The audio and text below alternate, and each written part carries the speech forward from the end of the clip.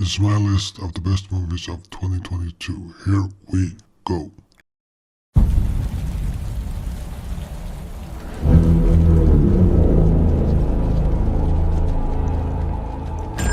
Police! Hands up! Stay still! Get out of here!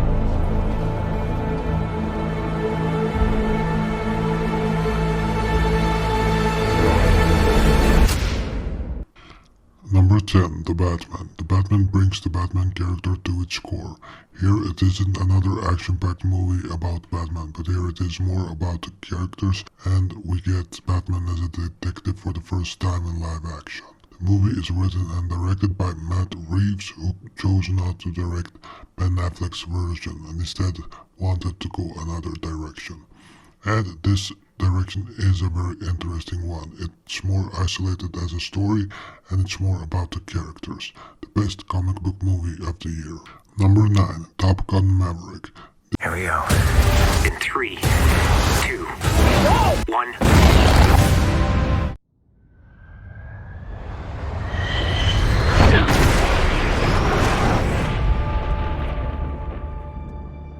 What do we have here? God, here I thought we were special. Fellas, this here's Bagman. Hangman. Whatever. What the hell kind of mission is this?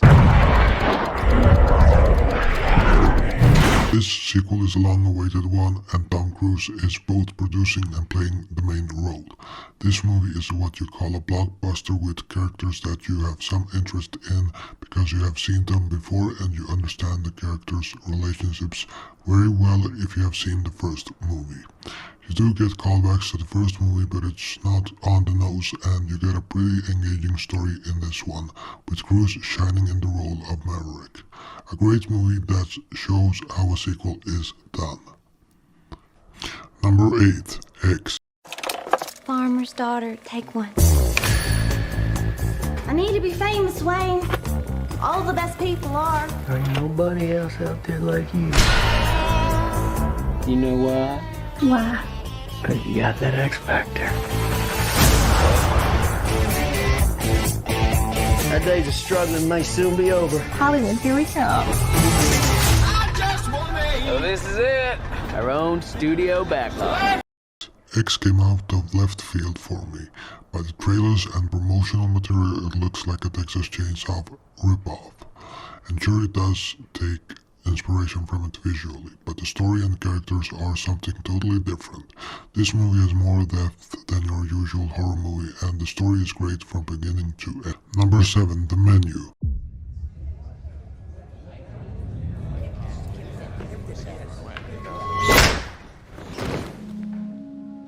Good evening.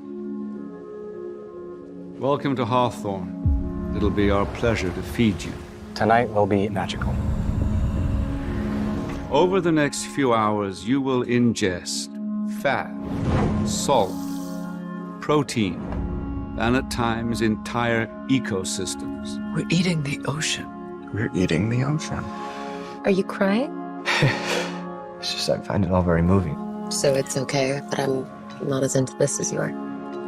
Oh my god. The Menu is presented as a horror movie, but it is more of a thriller satire. It has great performances from Anya Taylor-Joy and Ralph Fiennes, among others. It is a look at criticism, craft, and how much someone can get consumed by perfecting their craft. There are horrific moments in it, but it is more of a thriller, a well-written and well-directed one. It is simply one of last year's best movies for me because of the subject matter and the great script and direction. Number 6, Nothing New on the Western Front.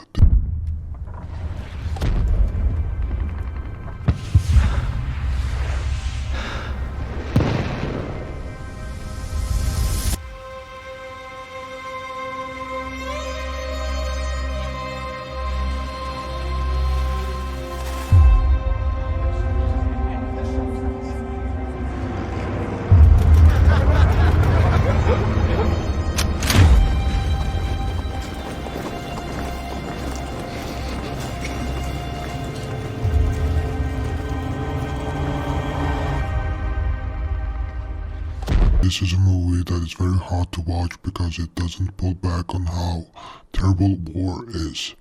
It is really open about how war is terrible for everyone involved. This movie has been remade for decades, and this is the latest version of the same story. The other adaptations do differ in some way throughout the decades, but the ground story has always been the same. You get great performances from all of the actors here. Daniel Bruhl is great here, and so is Felix Kammerer, which does his debut here, and he is already very good in this movie. The movie is brutal but has a very good story. Number 5. The Fabelmans.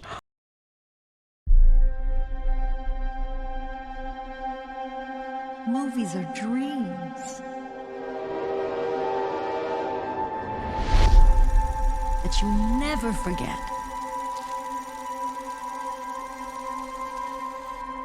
Sammy?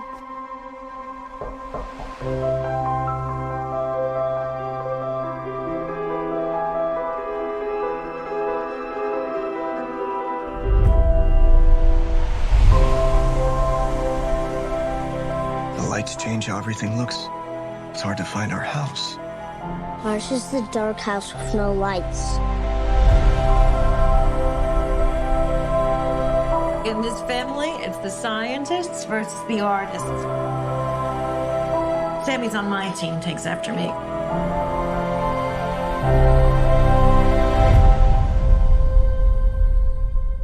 What kind of movie are we gonna make? The Fabelmans is a semi-biographical movie about Steven Spielberg growing up, directed by Steven Spielberg himself and co-written by Steven Spielberg and Tony Kushner. As I said, it is a movie about Steven Spielberg, but it's not fully biographical. If you expect seeing how he made Indiana Jones, Jaws, or Jurassic Park, you will be disappointed. This is more about his family and of course a lot about how he became a director, but it stops telling the story right when he starts to do internship at Universal, so it ends long before he made any of his biggest movies. Number 4. The Banshees of Inisherin.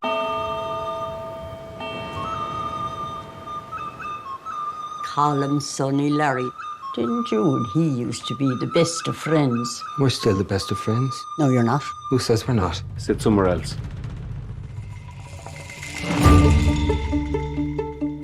Now, if I've done something to you, just tell me what I've done to you. Well, you didn't do anything to me. I just don't like you no more. You didn't like me yesterday. This movie is an allegory for war, specifically the Irish Civil War. It is presented as a feud between two best friends on an island, where one suddenly decides to not hang out with the other. And from there we get a fun, smart, and sometimes bizarre story that is very entertaining to watch from beginning to end. Colin Farrell and Brendan Gleeson both have very good performances here and have great chemistry on screen. It is one of last year's best film experiences for me. Number 3, Aftersun. I love you. Love you.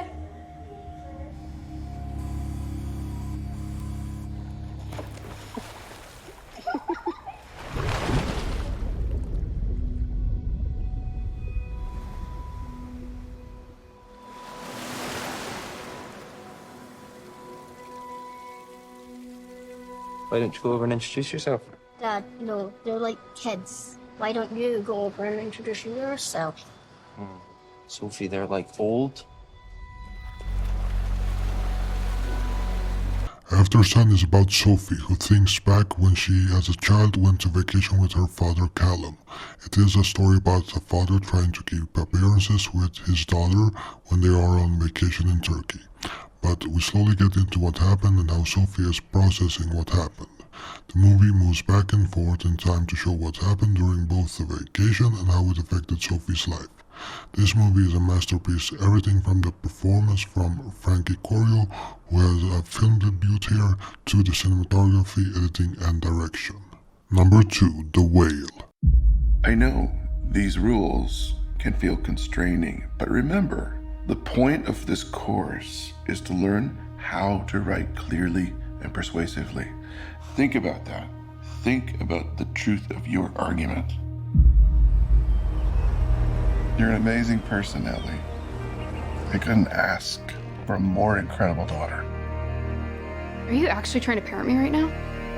Who would want me to be a part of their life?